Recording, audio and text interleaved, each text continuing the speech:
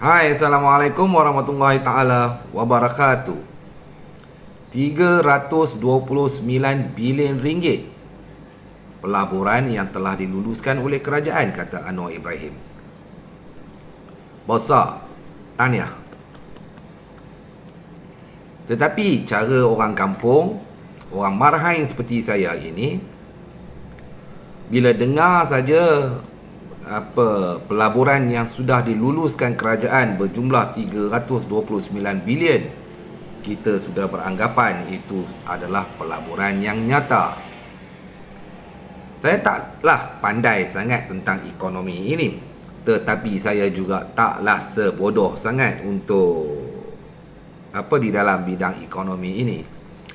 Kalau kita berkata 329 bilion ringgit yang sudah pelaburan yang sudah diluluskan kerajaan pada 2023, bagi saya itu yang diluluskan, bukan yang benar-benar sudah pun masuk.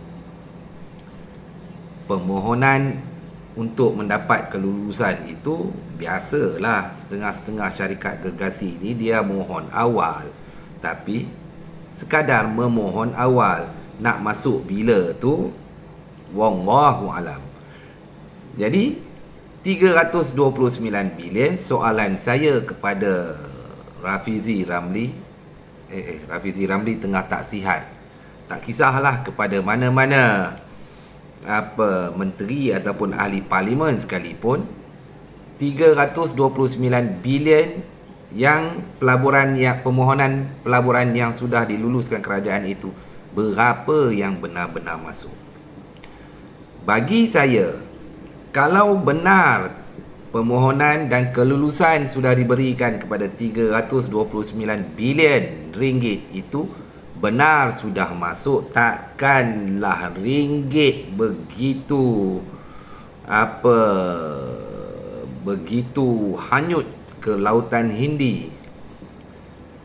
Secara logik, mereka dah mohon, dah dapat kelulusan, mereka pun kena bawa masuk duit lah.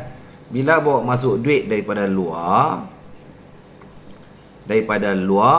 mestilah mereka beli dalam ringgit. Bila beli ringgit dengan jumlah yang betul-betul begitu besar, 100-200 bilion, takkanlah ringgit nak lemah. Tak apa, kita biarkanlah kepada pakar-pakar ekonomi untuk jawab, kerana kita bukan pakar, tapi kita melontarkan soalan secara orang kampung. Itu yang pertama. Yang kedua, Bursa Malaysia dengan kukuh. Kalau Bursa Malaysia kukuh sekalipun, apa manfaat kepada saya, marhain, anda semua? Kita bukannya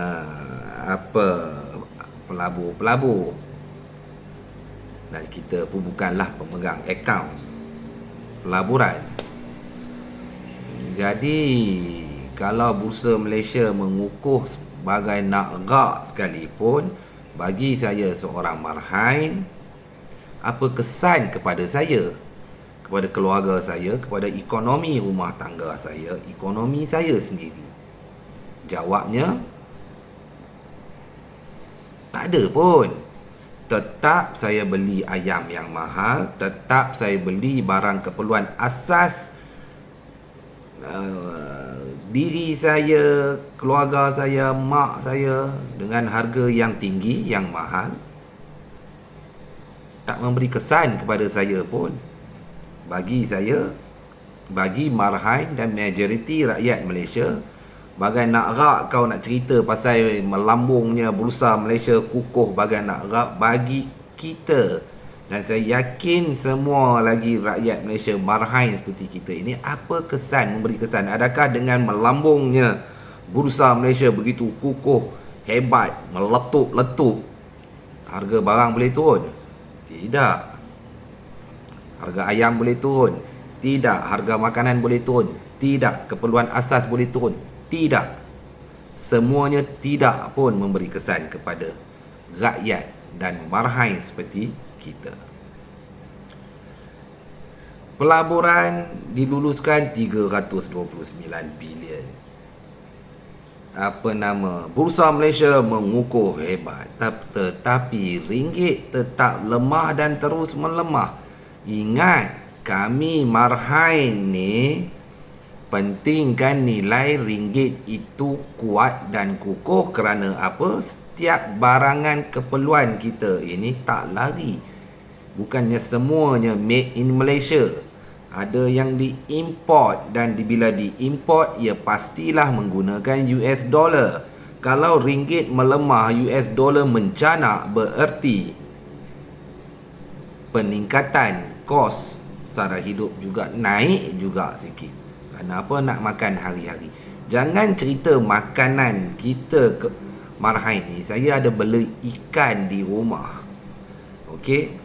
Makanan ikan pun dah mahal. Hari ini anak ikan talapia untuk saya berikan kepada ikan kelisa saya makan pun naik harga. Sebelum ini RM1.60 10 ekor. Hari ini bermula RM2 untuk 10 ekor, tambah 40 sen. Apa cerita? Bukan kata kita saja, makanan binatang peliharaan kita, kesukaan kita pun naik mencanak. Jadi apa kesannya kepada kami marhain pelaburan Bursa Malaysia mengukuh? Kami tak ada pemegang, kita bukannya pelabur pun. Tak memberi efek kepada kisah, tak memberi kesan kepada ekonomi kita. Begitu juga dengan cerita pompang-pompang tentang kerajaan meluluskan 329 bilion. Saya perkara-perkara tu minta maaf. Bagi diri saya secara peribadi, saya tak boleh terima. Kita nak tahu actual berapa yang tepat yang dah diluluskan dan yang sudah pun masuk. Kalau ikut Bank Negara, menurun 47%, itu Bank Negara katalah sekitar 35 bilion ringgit. Itu kan maksudnya menurun berbanding dengan 2022. Sama ada betul tak betul, baca balik laporan yang dikeluarkan oleh Bank Negara. Siapa betul, siapa salah, bukan itu marhain seperti saya dan juga majoriti rakyat Malaysia nak tahu. Cuma kami nak tahu bila agaknya ringgit boleh kembali mengukuh. Bila ringgit mengukuh, barangan keperluan kehidupan marhain dan keluarga boleh turun. Ringgit lemah, dolar tinggi, dari barang-barang pun akan naik, yang mana barang-barang terutamanya barang-barang yang diimport. Ingat, Malaysia bukanlah semuanya kita buat sendiri.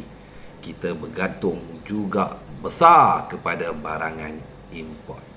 Fikir-fikir dan renung-renungkanlah. Saya sebagai marhain memerlukan jawapan berapa nilai sebenar yang sudah masuk ke dalam pelaburan negara, bukannya jumlah pelaburan yang diluluskan.